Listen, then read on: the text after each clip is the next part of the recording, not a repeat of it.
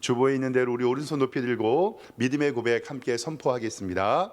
나는 천지를 지으신 여호와께 복을 받는 자입니다. 아멘. 천지를 지으신 여호와께 복을 받는 우리 성도님들, 우리 가정, 우리 교회, 그리고 우리 사업 되기를 주님의 이름으로 축원합니다. 우리 옆에 있는 성도님들과 인사 한번 하고 말씀 볼까요? 좌우 돌아보시면서 주님의 이름으로 사랑합니다 인사하겠습니다. 네, 주님의 이름으로 사랑합니다. 오늘 예배 잘 오셨습니다. 하나님께서 오늘도 우리와 함께하여 주실 줄 믿습니다. 성령님은 연합하고 함께 하시는 분입니다. 우리는 한 분 하나님을 섬기고 한 분 하나님께 예배합니다.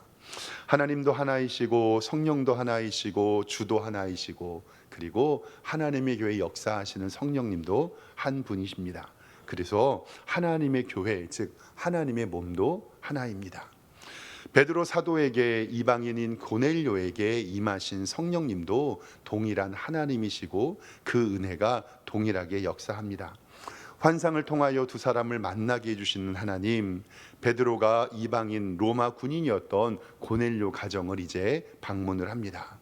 이 두 사람의 만남을 통하여 성령의 사람은 늘 겸손함을 알았고 두 사람의 만남은 하나님의 섭리와 하나님의 은혜 가운데 있었던 것을 알게 되었습니다.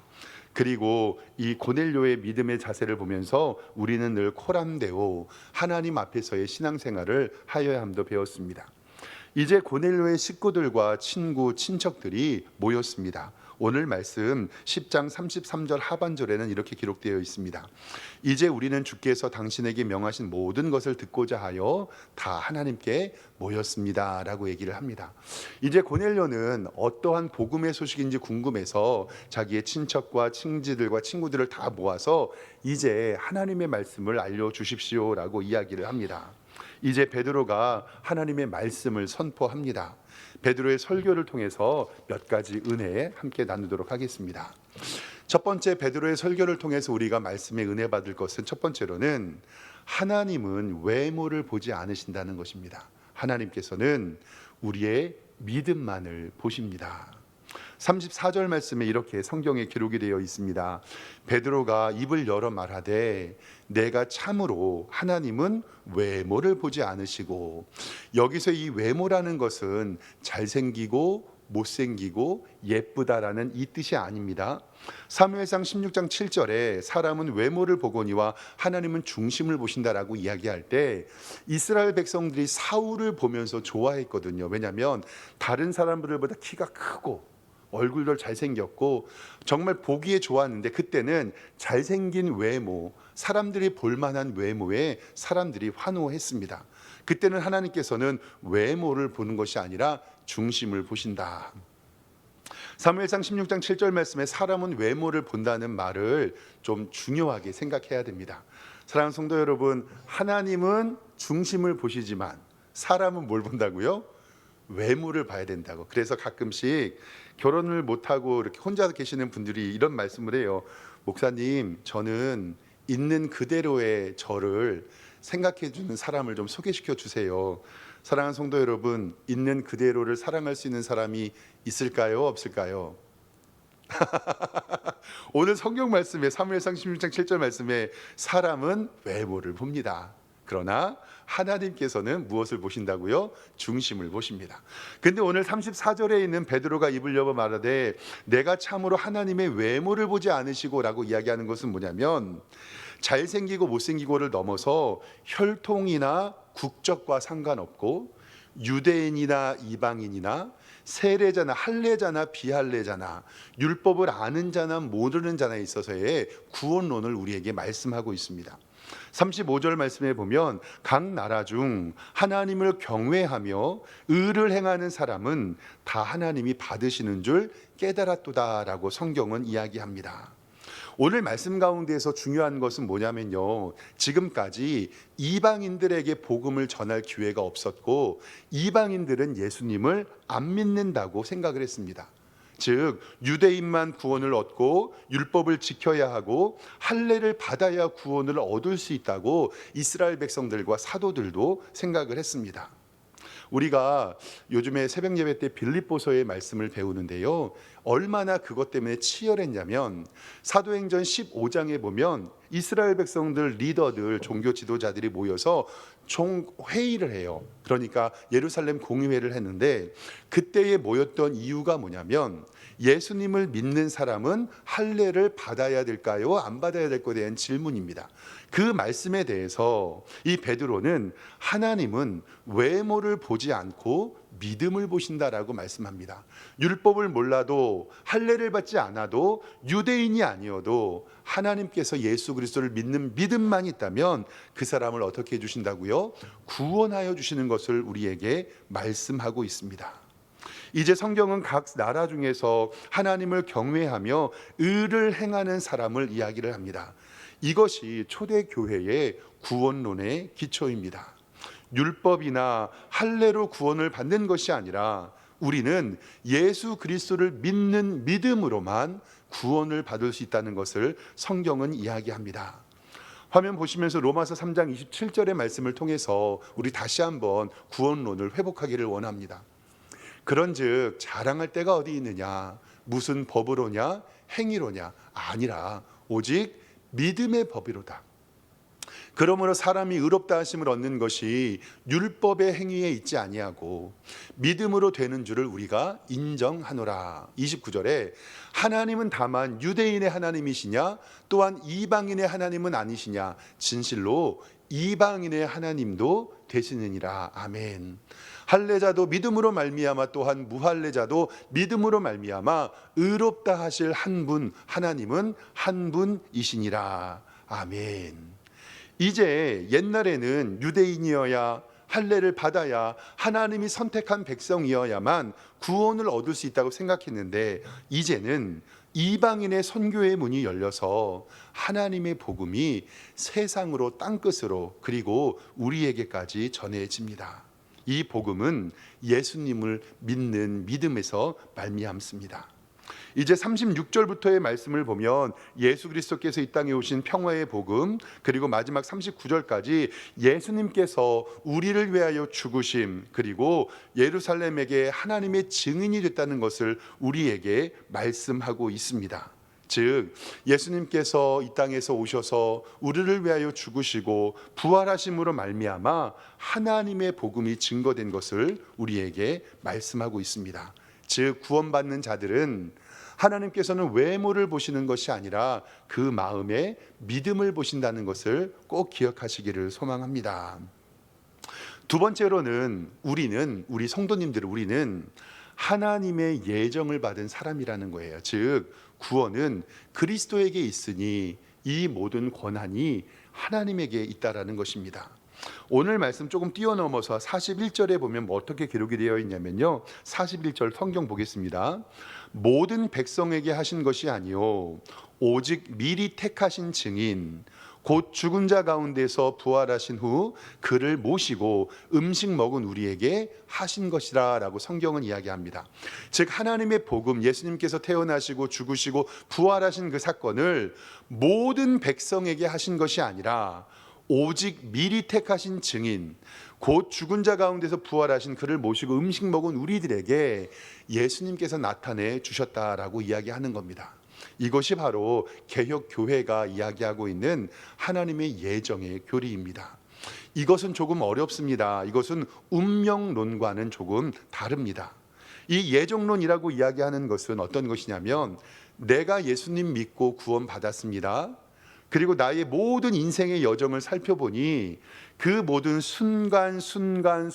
순간마다 하나님께서 섭리하셨고 하나님께서 인도하셨고 하나님께서 계획하심을 신앙으로 고백하는 행위인 줄 우리는 믿습니다. 올해 2023년도요 우리는 준비하고 계획했잖아요. 그런데 이 모든 것이 하나님의 은혜이고 이 모든 것이 하나님의 예정 가운데 있었고 이 모든 것이 하나님의 섭리 가운데 있다라고 우리는 고백할 수밖에 없는 것입니다. 12월과 11월에 새벽 기도마다 욥기 42장 말씀을 계속 묵상했었습니다. 그래서 제가 성도님들에게 가르쳐 드린 게 뭐냐면 욥기의 주제는 고난이 아니다. 많은 사람들은 욥이 어떠한 고난을 당했고 어떤 건강이 나빠졌고 물질이 어떻게 됐고 자녀들이 죽었고 이렇게 고난을 당한 사람은 없을 거야. 그런데 그 고난을 이긴 다음에 욥은 하나님의 축복을 받았어. 그런데 이것은 하나님의 섭리와 하나님의 주권을 인정하는 것보다 약한 해석입니다. 욥기의 전체적인 주제는 뭐냐면 그 고난을 주신 분도 하나님의 섭리 가운데, 그리고 주신 자도 여호와시오 취하신 자도 여호와시오니 나의 가는 길을 오직 그가 아시나니 그가 나를 단련하신 후에 내가 정금과 같이 나아간다라는 하나님의 믿음의 고백이 우리 가운데 있어야 할 줄 믿습니다. 사랑하는 성도 여러분, 오늘 여러분들이 이 자리에 석샘교회에 오후 2시에 2부 예배를 함께 드리는 것도 하나님의 은혜이고 하나님의 섭리이고 오직 미리 택하신 하나님의 영광 가운데 있음을 꼭 기억하시기를 바랍니다. 다시 한번 에베소 교회를 통해서 하나님께서 부르신 이 예정론에 대해서 좀 정리해 보도록 하겠습니다. 에베소서 1장 4절 말씀 화면을 통해 좀 보겠습니다. 보세요. 에베소 교회에게 이렇게 편지합니다. 고 창세전에 그리스도 안에서 우리를 어떻게 하사 택하셨고 우리로 사랑 안에서 그의 앞에서 거룩하고 흠이 없게 하시려고 그의 기쁘신 뜻대로 우리를 예정하사 예수 그리스도로 말미암아 자기의 아들들이 되게 하셨고, 그 다음에 11절입니다.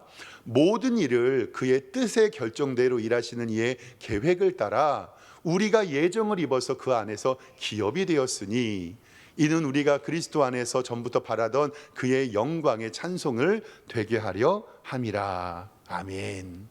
하나님께서는 우리를 하나님의 예정 가운데 우리를 부르시고 하나님의 섭리 가운데 우리를 하나님의 은혜로 끌어가십니다. 이것이 바로 구원받은 자들이 하나님의 예정과 하나님의 뜻을 믿는 것입니다. 이제 이렇게 하나님께서 예정을 받아서 부르심을 받은 우리들에게 하나님의 사명을 맡겨주십니다. 그것은 성경의 42절에 기록되어 있는데 이렇게 기록되어 있습니다. 우리들에게 명하사, 그러니까 베드로와 제자들인데 우리들에게 명하사 백성에게 전도하고요, 그 다음에 하나님이 살아있는 자와 죽은 자의 재판장으로 전하신 자가 곧 이 사람인 것을 증언하게 하셨고, 즉 우리를 선악관에 심판하시려고 오신 하나님의 아들이 예수 그리스도이심을 증언하게 하셨고, 43절에 그에 대하여 모든 선지자들도 증언하되 그를 믿는 사람이 다 그의 이름을 힘입어 죄사함을 받는다 하였느니라. 아멘. 이것이 바로 우리가 기억해야 할 성탄의 의미입니다. 예수 그리스도를 믿고 구원받아 하나님이 살아있는 자와 죽은 자의 재판장으로 정하시는 이가 예수 그리스도이심을 우리를 위하여 증언하게 하신 것이 바로 하나님께서 우리에게 사명을 맡겨주신 일입니다. 사랑하는 성도 여러분, 오늘도 우리 성도님들에게 명하사 전도하게 하신 그 부르심에 순종하시기를 주님의 이름으로 축원합니다.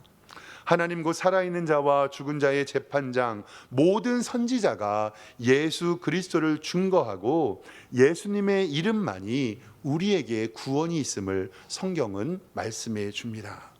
화면 보겠습니다. 사도행전 4장 12절입니다. 다른 이로서는 구원을 받을 수 없나니 천하 사람 중에 구원을 받을 만한 다른 이름을 우리에게 주신 일이 없음이라.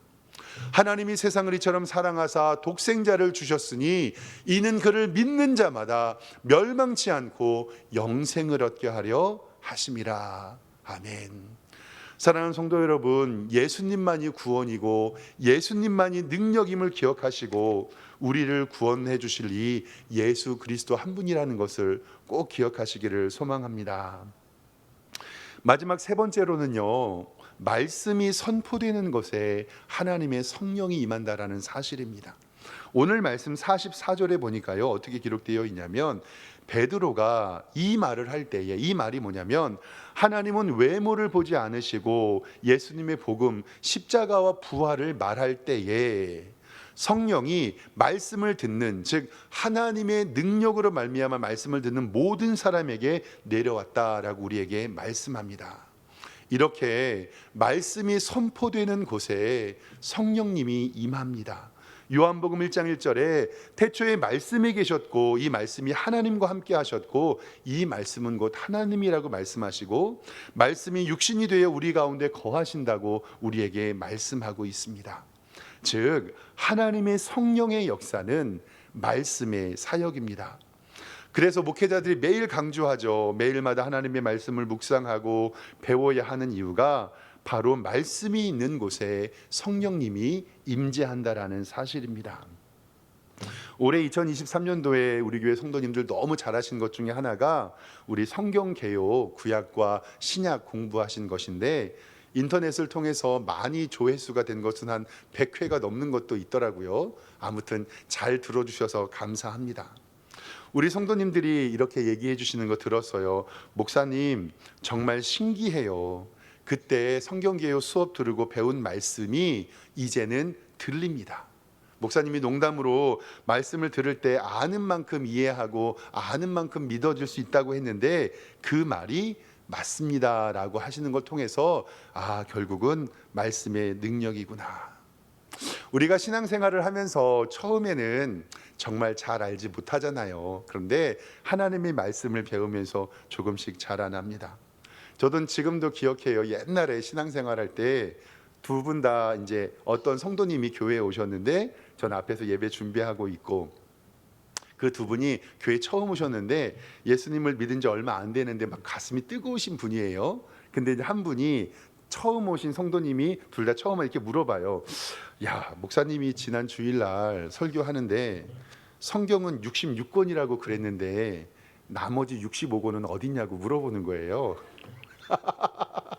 그러니까 둘 다 처음 왔는데 한 사람이 야, 목사님이 성경 66권은 살아계신 하나님의 말씀이라고, 근데 나머지 한 권은 어딨냐고. 근데 옆에 있는 분이 뭐라 그런지 아세요?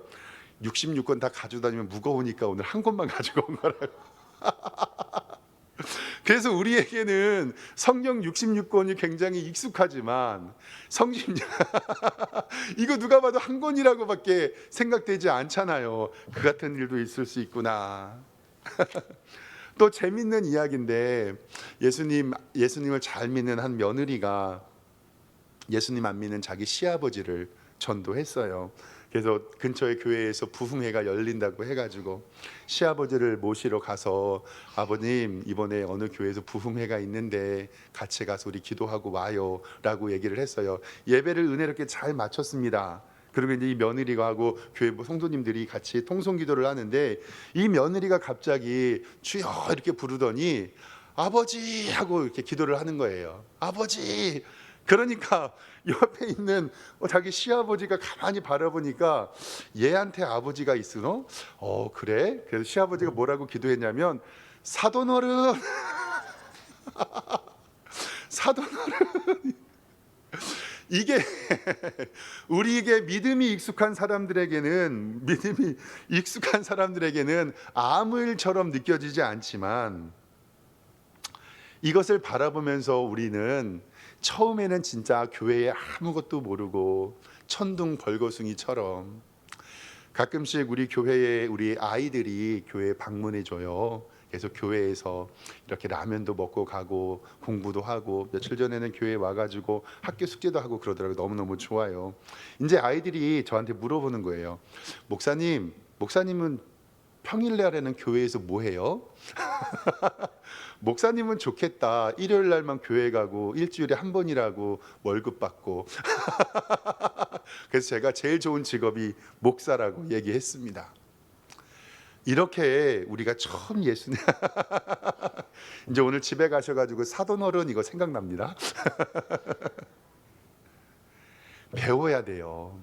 말씀을 알아야 되고요. 진짜로 말씀을 내가 아는 만큼 목사님이 설교할 때 그 말씀이 들리거든요. 그래서 사랑하는 성도 여러분, 말씀이 선포되는 곳에 성령님이 임하는 것을 꼭 기억하시길 바랍니다. 말씀이 들릴 때 성령님이 임했고 성령님이 임했을 때 하나님께서 그곳에 방언을 주셨습니다. 45절 말씀은 이렇게 기록되어 있습니다. 베드로와 함께 할례를 받은 신자들이 이방인에게도 성령을 부어주심을 놀라고 46절 말씀에 이는 방언을 말하며 하나님을 높임을 들음이었더라. 아멘. 이제 구원은 유대인의 것만이 아닙니다. 율법주의자 그리고 할례를 받은 자만이 것이 아니라 예수 그리스도를 주로 믿고 주로 고백하고 성령님의 임재를 경험하는 자들이 바로 하나님의 자녀임을 성경은 이야기를 합니다. 이제 베드로 목사님은 성령을 받았으니 세례를 베풀고 이제 이방인을 위한 교회가 하나님의 지역에 선포되는 것을 봅니다. 저는 목사로서요, 이 베드로 선교사, 베드로 목사님이 좀 대단하게 느껴지는 게 뭐냐면, 처음에 이방인에 갔었을 때 조금 두려웠었을 것 같아요. 그때는 이방인의 집에 방문하는 것도 반대했었고, 그런데 이방인들이 예수님을 믿는다고 하니까 세례를 베풀고 그리고 그것에 성령이 임하는 것을 봤잖아요. 가만히 생각을 해보면 우리 마음속에도 어떤 편견이 있냐면, 내가 아는 그 사람은 아무리 전도해도 예수님 안 믿을 거야.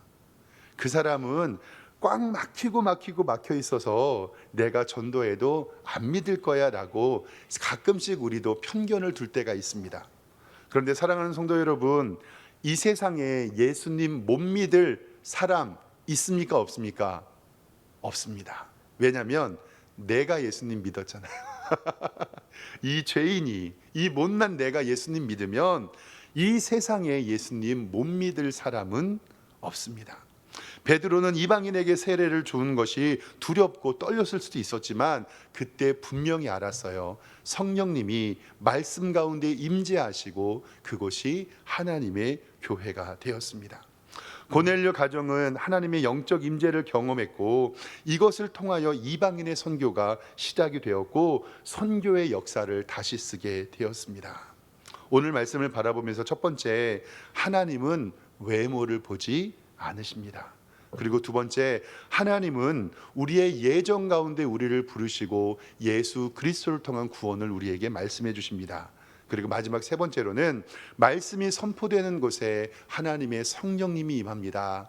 올 한 해도 말씀 잘 읽으시고 내년에는 내가 하나님의 말씀을 잘 공부해 보아야 되겠다라고 다짐하며 하나님의 말씀을 바라보는 여러분들과 제가 되기를 주님의 이름으로 축원합니다. 기도하겠습니다. 하나님 아버지, 은혜와 사랑에 감사합니다. 고넬료의 가정에 말씀이 임하였더니 성령이 임하였고 성령이 임하였더니 구원받는 자가 많아지고 하나님의 방언으로 기도하는 모습을 바라봅니다. 하나님, 우리 교회에도 말씀의 능력이 임하며 성령이 임재하며 하나님 앞에 기도하는 일들이 넘치게 하여 주시옵소서. 하나님은 외모를 보시지 아니하시고 우리는 하나님의 예정 안에 있다는 것을 믿습니다. 이 믿음 가지고 하나님의 영광을 바라보며 살게 하여 주시고 주의 영광 나타내는 이방인을 위한 교회가 우리 석샘교회가 될 수 있도록 인도하여 주시옵소서. 감사드리며 예수 그리스도의 이름으로 기도드리옵나이다. 아멘.